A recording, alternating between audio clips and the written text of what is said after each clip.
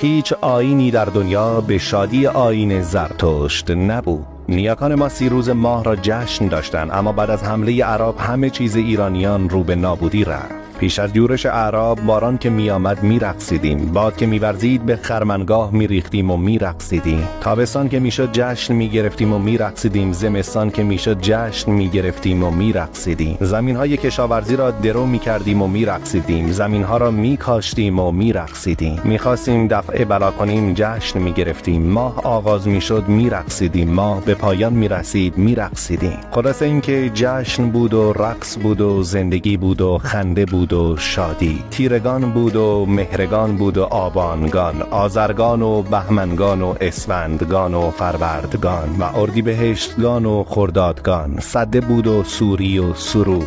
فقط در سال یک بار گریه می کردیم، آن هم برای چیرگی کینه و سنگدلی بر پاکی و سوگ سیاوش.